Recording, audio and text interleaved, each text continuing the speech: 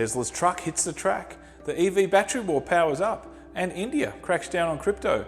My name is Tommy and this is the Tech Files. Hit subscribe or follow for all the big stories in tech this week. Thanks to our sponsor Lead Express, guaranteeing ROI for your next B2B campaign. I know you're busy, let's dive in.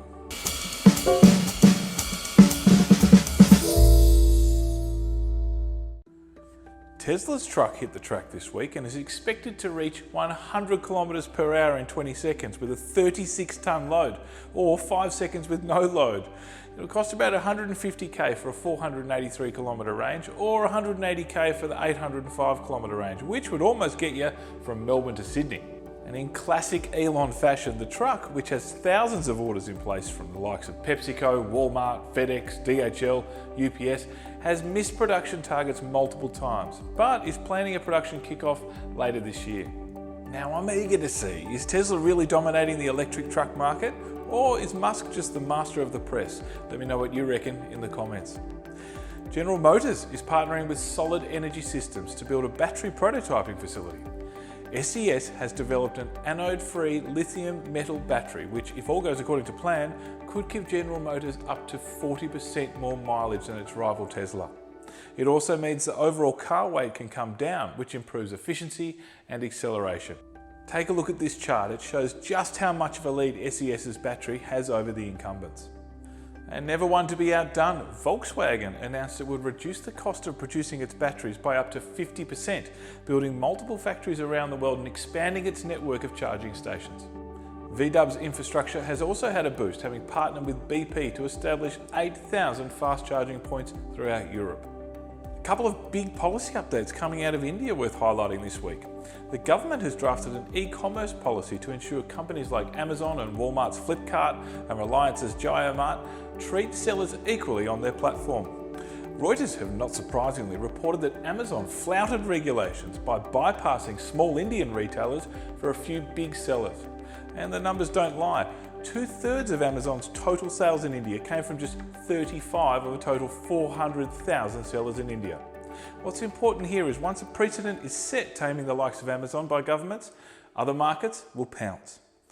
And another major crackdown from India. The government is drafting up a bill that could criminalise possession, issuance, mining, trading and transferring of crypto assets.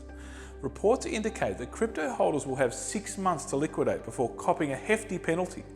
It's expected that 7 million Indian citizens have invested $1 billion in cryptocurrency, barely a blip on the estimated 1.6 trillion crypto market size. The question here is, will this hinder or help cryptos? I would suggest the latter. Crypto prices feed off regulation attempts.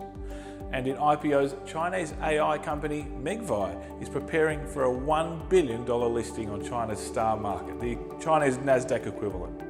The Tech Files doesn't usually report on mainland listings, however, Megvii is an interesting one as its facial recognition platform, Face++, does the frightening job of monitoring residents in over 100 Chinese cities in order to maintain social stability.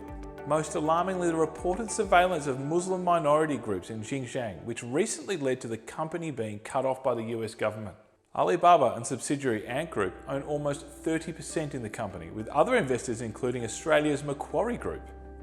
The bunch of bankers were clearly out to lunch when that went through the ESG filter. Stripe has hit an eye-watering $95 billion valuation after raising $600 million in funding from a large group of investors, including Allianz, AXA SA and Fidelity. This makes it the most valuable US startup, surpassing Elon Musk's SpaceX at $74 billion. The price tag also makes Stripe bigger than any bank in Europe, which accounts for 31 of the 42 global markets in which Stripe is active. The capital will predominantly be used to expand across Europe. And Squarespace, which filed to go public recently, has raised $300 million in a round of funding, valuing the company at $10 billion. New backers include Dragoneer, Tiger Global and Fidelity, all joining in existing investors such as Excel and General Atlantic in the round. And that's a wrap for this week. Big thanks to Granite Bay Capital for their insights. You can catch their Substack below. And our sponsor Lead Express, who can guarantee the results for your next B2B campaign. Click their link below to find out what ROI you can lock in for 2021. My name is Tommy McCubbin and you can find me at futuresandwich.com or on LinkedIn, YouTube, Instagram and TikTok. This has been the Tech Files. We'll see you next week.